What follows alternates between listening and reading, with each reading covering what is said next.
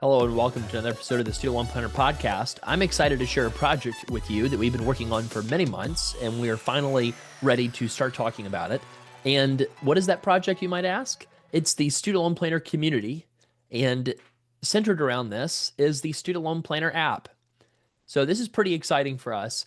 If you just type in Student Loan Planner into the Google Play or the Apple Store, you're going to find the Student Loan Planner app. It's going to have our little SLP logo on it. It'll be purple. You'll see it. It'll be easy to download and hopefully really easy to sign up.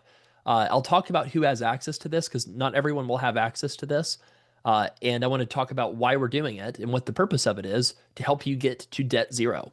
So here is the high level thought behind SLP Insiders and this Student Loan Planner app and launching a community centered around our SLP Insiders newsletter. So the idea behind the community, I've had this for several years.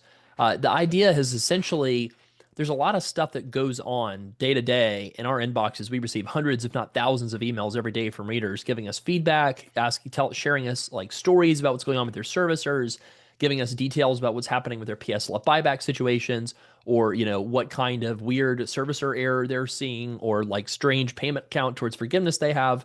And the leading service that we've had for the 10 years for Student Loan Planner has been our Student Loan Consult service. But there's a couple things about that service that are interesting, right? We have access to consultants for 3 months after that meeting. And then some people, of course, get their student advice along with a lot of other financial advice through our financial planning company, SLP Wealth. So we kind of have a sort of a one-time transactional kind of service through Student Loan Planner that services tens of thousands of people. We have our SLP Wealth service that services, slightly higher income folks that services thousands of people. And the problem is we haven't had anything for people to connect with one another. People that want that, the ability to connect with one another, don't have that opportunity through Student Loan Planner. And, we also don't have any product to send people that just frankly cannot afford our $600 one-time consult or our $200 a month financial planning service, $2,400 a year, basically. So, if you are maybe, a 50K earner or even a 60 or 70K earner, that might be more than you're able and willing to chew in terms of the cost. And, other people, frankly, are just so anxious about their student loans. They want to talk to other people about it. They want to engage with other people about it. They want to have somewhere to go so that other people that are dealing with 6 figures of debt that's bigger than a lot of people's mortgage for their student loans for the degree that they got, they want to be able to know that they're not alone by themselves. And so we've been thinking about this for quite some time. Now, I, wanted another Facebook group like I wanted a hole in the head, right? Because Facebook, I tell you what, like it is so addictive. It continues to get more addictive. I don't know how they do it, but they are constantly coming up with ways to keep you on platform and distract you for why you ended up there in the first place, right? So even if you have a really wonderful group that you love being part of, if you put it on Facebook, what's going to happen is you get on there and then you're going to see a short video of some funny rabbit jumping up and down. You're going to get distracted, or you're going to see some cute little, kid wearing a dinosaur costume and you're going to laugh at that, or you're going to get some sort of, short from your favorite HBO series that's just going to play over and over and over again. And it's just going to distract you and waste a ton of time if you put the group on Facebook. That's kind of the conclusion that I came to. I've been in other groups on Facebook. I like some of the groups I'm in on Facebook, but it's just not a great place for calmness and for minimizing the amount of time spent on your phone on that platform. So just thinking about this a little bit more, we decided to build our own custom app. And it was expensive, but I think it's going to be worth it. And the reason is this. So if you think about how much chaos is going on with student loans right now, there's a lot of stuff that people don't necessarily want to be public about their own financial situation, right? In a big Facebook group. I think there's also, like I said, people that don't want to necessarily be on a group on Facebook. Not everybody has it. Not everybody wants to be on it. A couple other thoughts on this too. There's a lot of like uncertainty as to how servicers and Department of Ed is handling things they're supposed to be handling, right? Like things like recertification dates, things like, just things in general, really. And when we're thinking about this, what do I mean by things in general? Well, it's like think about PSLF buyback. Think about wanting to have clarity on what kind of buyback offers people are getting. Think about wanting to have some kind of group that you can talk to say like how long did you get your buyback offer from when you applied? But that's not the only thing that we want this app to do.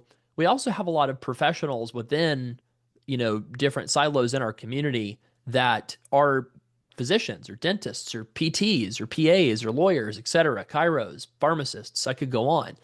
And a lot of those folks also share that they want to be able to connect with people on things like compensation questions, contract questions, balancing work and family, figuring out how do you know, ask for better conditions at work, make sure you've got your protected time to have a lunch break or whatever it is, right? And so we did a survey of about 8,000 of our readers and we asked them what they wanted to connect with. And a lot of the people wanted to connect with others in their profession. So this SLP community is primarily going to be experienced, I think, through the app, although you can go onto the desktop version. And let me just double check on our URL for that real quick. Yeah, so it's community.studentloanplanner.com is the desktop version. So you can enjoy it at work if you have the opportunity. But I think that a lot of folks will be able to, again, just download that Student Loan Planner app by typing in Student Loan Planner on the app stores. And then you're going to be able to access kind of a section about loans, which is going to be talking about things like PSLF, IDR, et cetera, and then a section about your occupation. So, if you're a physician or you're a dentist, whatever, you're going to have a section that you can talk about occupation related stuff just to hang out and talk to other people in your specific job category. Um, Now, who are we making this available to? This is just going to be available to SLP insiders. And the good news is we're going to be doing some promos. If by the time you hear this, you might have actually already gotten some of the promos for SLP insiders. We're going to call this out to the email list. SLP insiders, when we do flash sales, is $99 a year for an annual plan. When we're doing a 50% off flash sale, the usual price is $199 a year, and the monthly price is much higher. The monthly price, I think, is $39 a month. We don't want people to really, frankly, do the monthly option. We, prefer people to spend the $100 or $99 for the first year trying it out, seeing if they like it, if they do it, but they buy during the flash sale, and then $200 on an ongoing basis because you're hopefully continuing to get a lot of value out of being a part of that community. And then when you hit $0 of debt, you can cancel it. You're done. Now, in terms of the app, if you're part of SLP Insiders already, you're going to get an invite. You might have already gotten the invite to join the community. And hopefully you've already gotten that. If you need any help, you can reach out to Travis at studentloanplanner.com. And for people who want to be a part of this community, that you're, like I said, you're just going to get promos for it. You're going to get it from, if you're on the Student Loan Planner email list, and you'll get invited that way. And what I'm thinking about is, this is going to, like I said, it's going to be an important time in the next several months to keep people on track for their student loan forgiveness or their student loan repayment. And what I mean by that is, I think that we're going to see things like income-driven repayment get confusing when you maybe get a ruling on the save plan injunction finally, and that forces everybody maybe more rapidly than they would like into things like IBR. There's stuff coming up with things like tax filing season. People might have questions about, that. I think people might have questions about PSLF credit and making sure that's all accounted for correctly. Weighted average credit for consolidation loans for PSLF. Things like some of the California and Texas physician rules where people will get expanded access to PSLF because of, counting physician groups as not-for-profit employers in those states because of those unique state rules. I could go on. There's all kinds of things that come up all the time that are niche cases, and we want to create a space for people to talk about those things and connect with one another about this. So I'll just share kind of a story real quick. So some of you know that I'm a really rabid amateur astronomer. I love telescopes. I love looking at the stars. I love looking at everything above and just reflecting on my own individual smallness, and just it's very peaceful. And there's a community online. It's like probably 20, 25 years old, and it's mostly older people, but the older people than me.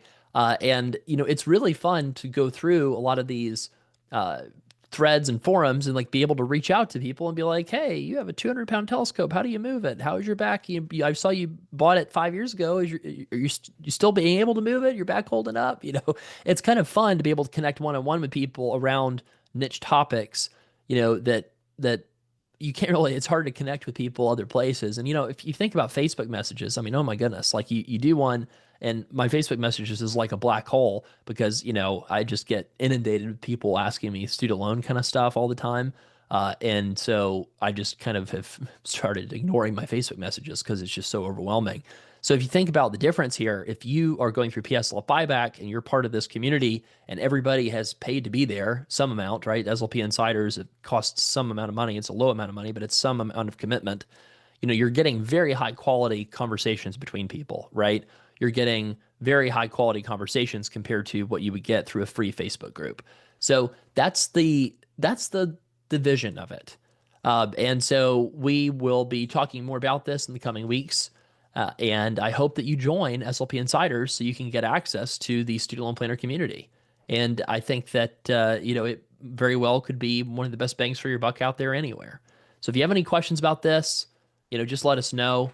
You can email me, travis@studentloanplanner.com.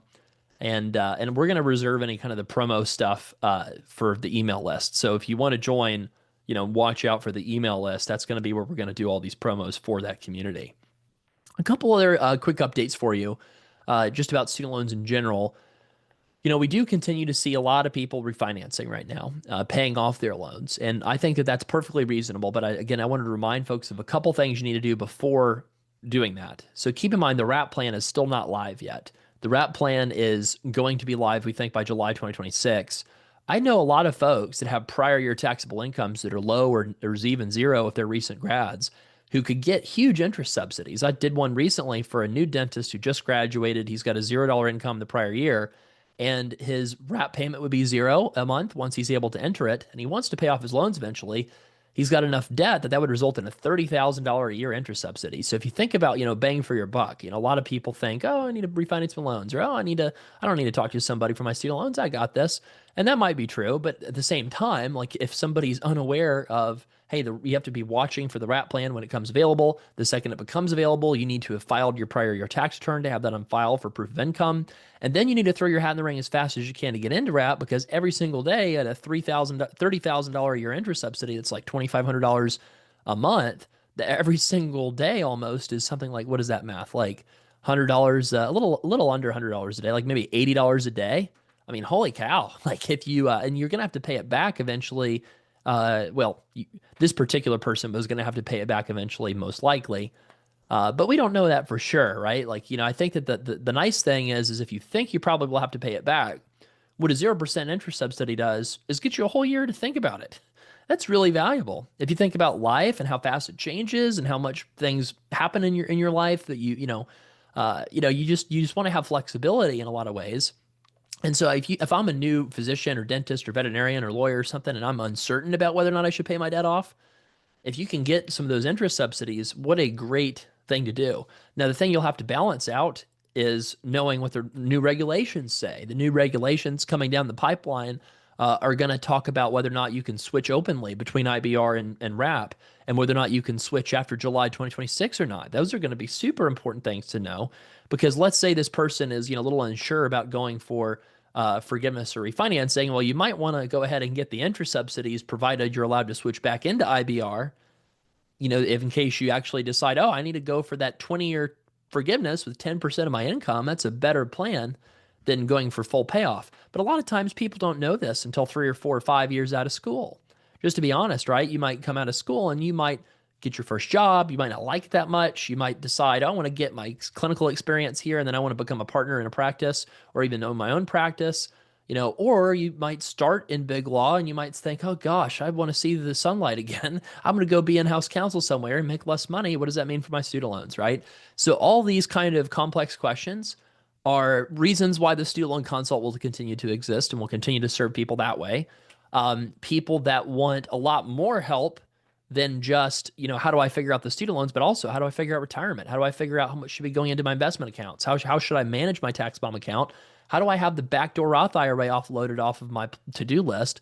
How do I make sure that I'm canceling unwanted subscriptions? How do I make sure that my asset allocation is right, that I've got tax efficient asset allocation, that I'm maxing all of my tax advantaged accounts, that I'm doing tax loss harvesting, that I'm managing my cost basis actively to avoid huge tax liabilities? How do I make sure that I'm making maximal use of all the different new tax loopholes that came out in this recent OBBA Act? Like, those are folks that mostly have over 200 to 250K household incomes that gravitate towards the SLP Wealth Service because they want the done for you path. And then there's some folks, right? Like because maybe they're terminally online, or maybe they need a cheaper service, or maybe they enjoy talking to other people in their like life circumstance, or maybe they just are nerds about IDR and PSLF, and they want to help other people too, because it's fun to help others. I mean, if there's anything in that world, I hope you join that student loan planner community. You can start off by just, I guess, one great call to action right after this is just go to Google Play or the Apple App Store and just type in student loan planner and then download it. And, if you want to just throw a wonderful bouquet of flowers our way, if you could leave a review. I know you maybe haven't used the app yet, but if you want to leave a positive review so people can find that app, it's very appreciated. So join the Student Loan Planner community. If you need any help joining it, just reach out to Travis at studentloanplanner.com. And I hope that you enjoy having a place to go to that's not Facebook to talk about all of the complex, issues and challenges and opportunities and joys facing highly educated professionals like you who also have 6 figures of student loan debt. Thank you for listening to the Student Loan Planner podcast. Have a great rest of your day.